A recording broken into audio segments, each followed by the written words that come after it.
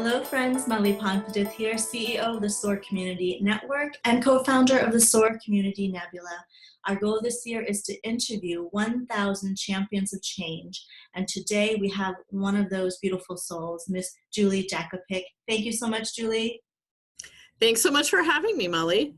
Well, you know, we've been on this journey together for a while now, and I can't wait for you to share who you are and what you're doing in the world today when it comes to leadership, when it comes to helping create positive ripple effects in your community.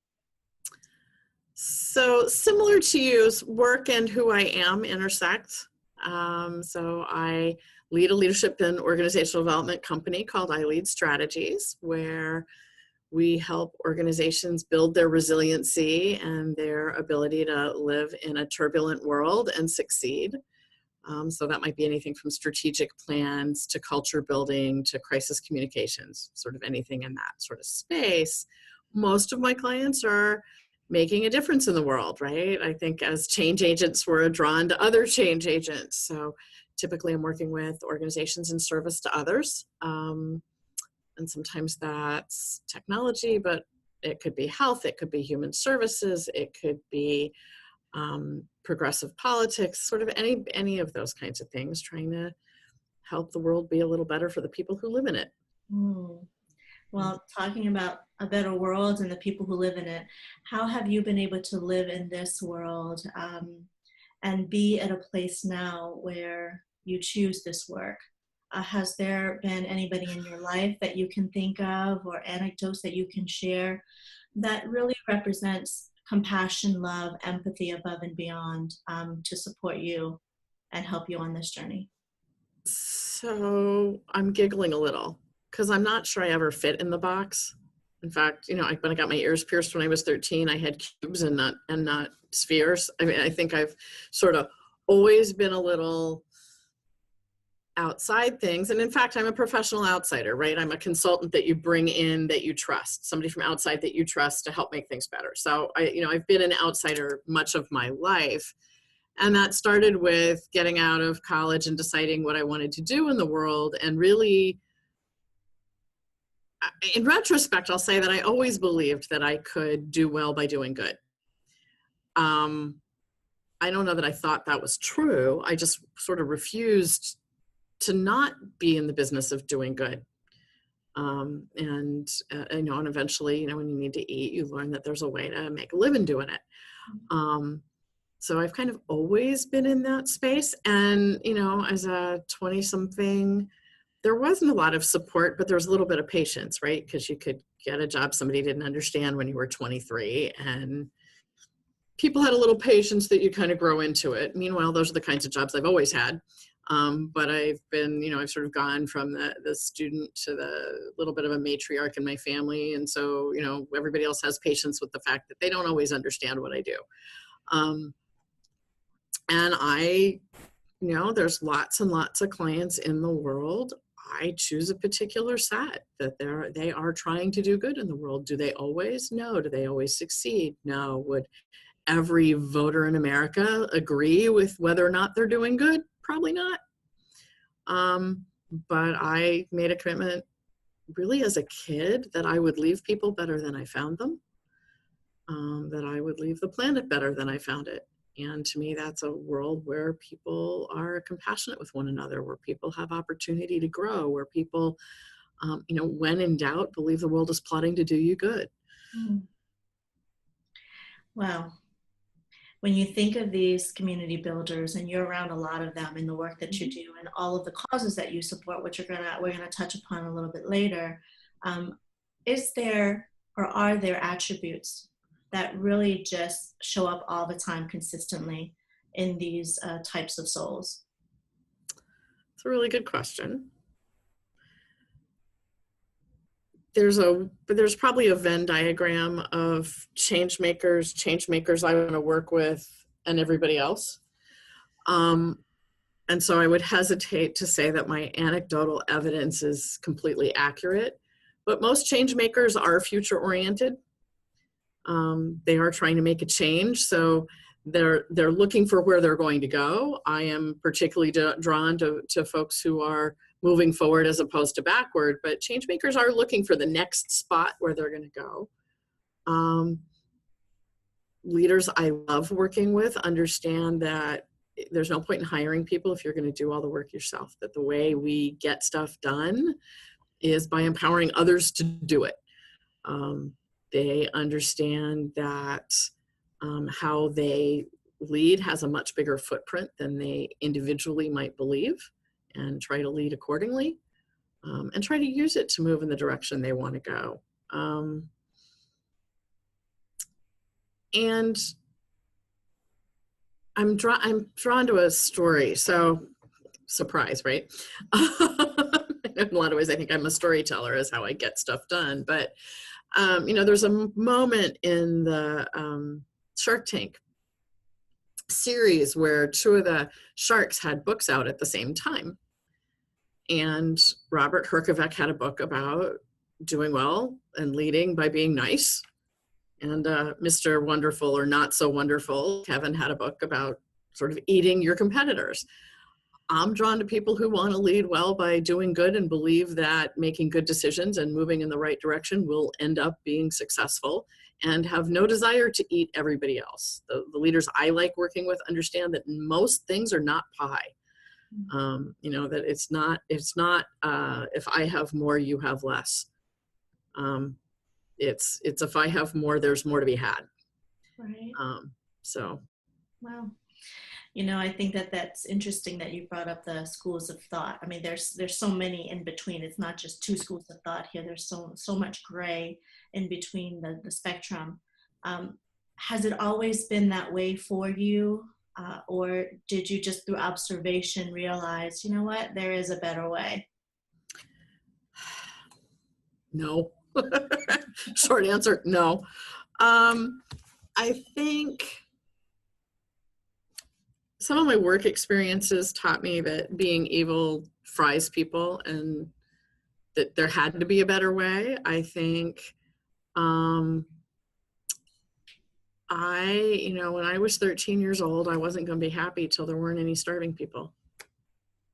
That's a long wait. And I couldn't help people if I was miserable.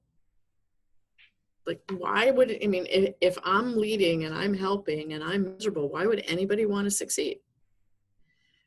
And if I could tell you the day that I figured that out and bottle it, we do a lot in the world. I don't know exactly what it was that hit the trigger for me, but after a while, you if nothing else, you just get sick of being miserable. Mm-hmm. And believe there has to be a better way and try it. And the truth is that,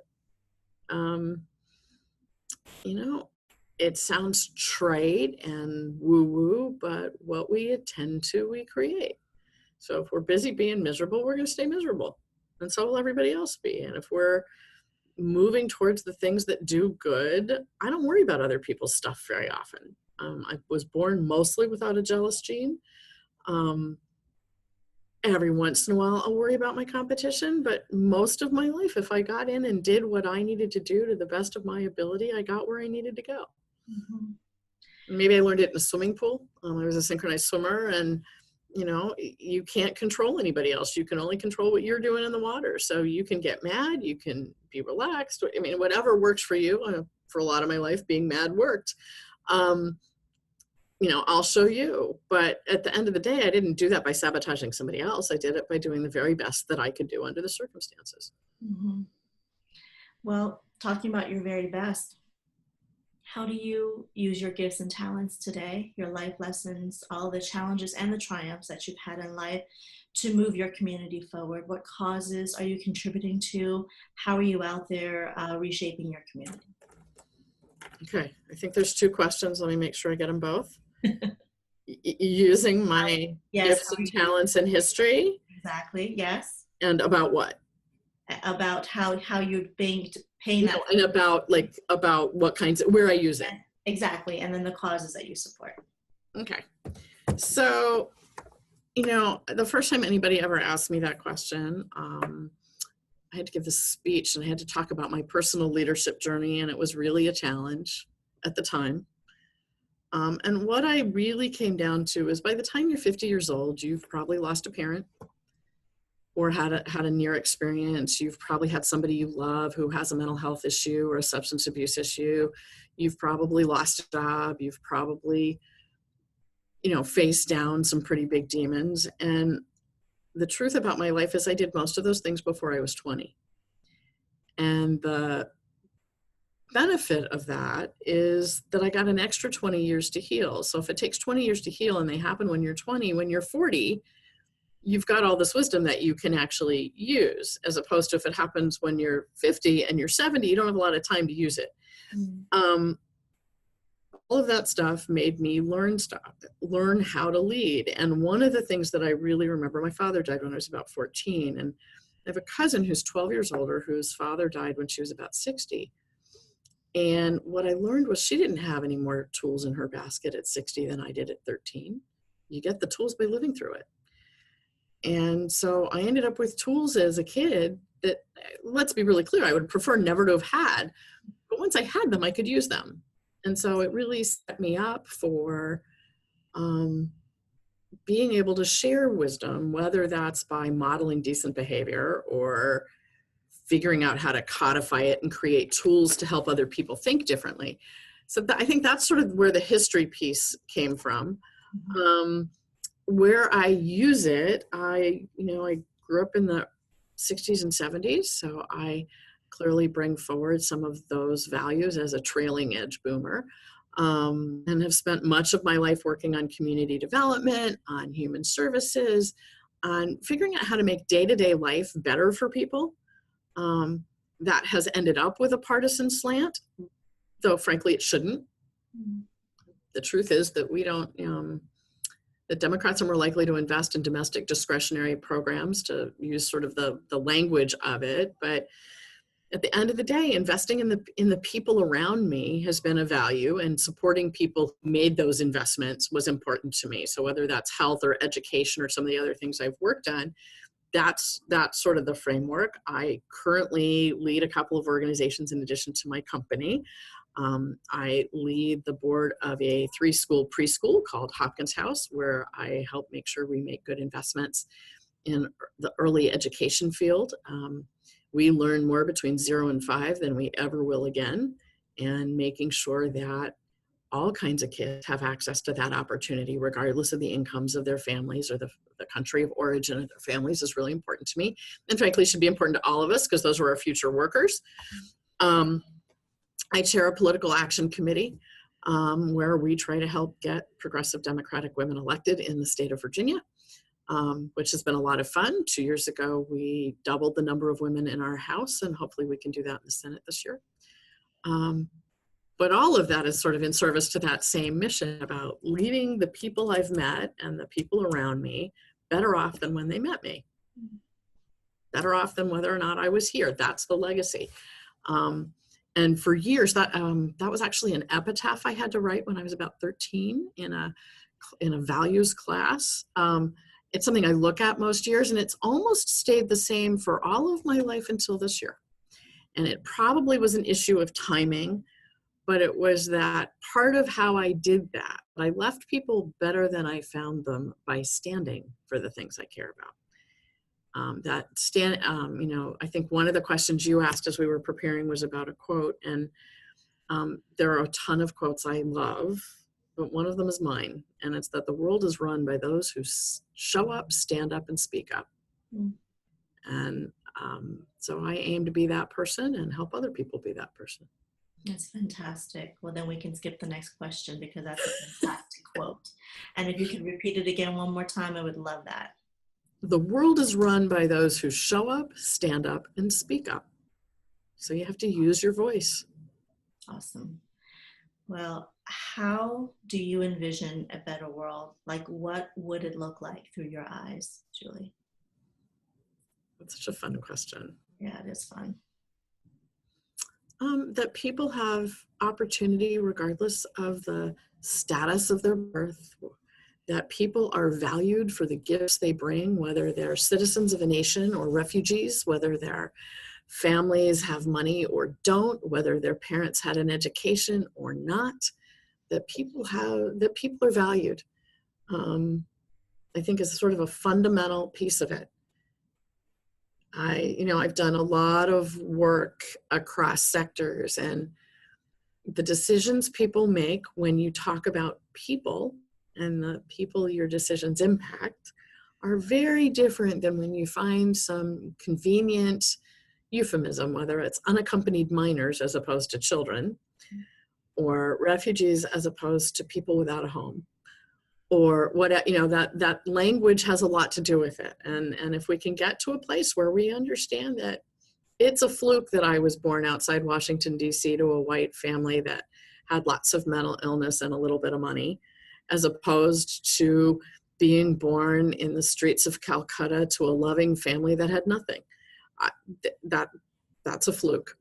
And I think I've known and understood that for most of my life. And when I can help other people get that, then we all make better decisions.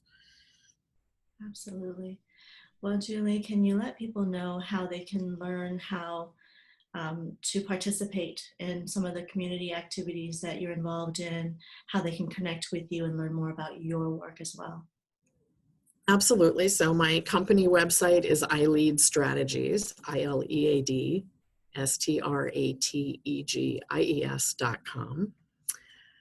And I suggest that first because my last name is hard to spell, although you're probably looking at it at the moment. I'm somebody who will connect on LinkedIn. I also throw a conference every year for women, and that website is don'tawaitcreate.com. And you can learn about those things there, because I have the opportunity. If you want to help elect women, progressive women in Virginia, you can look at virginiaslist.com.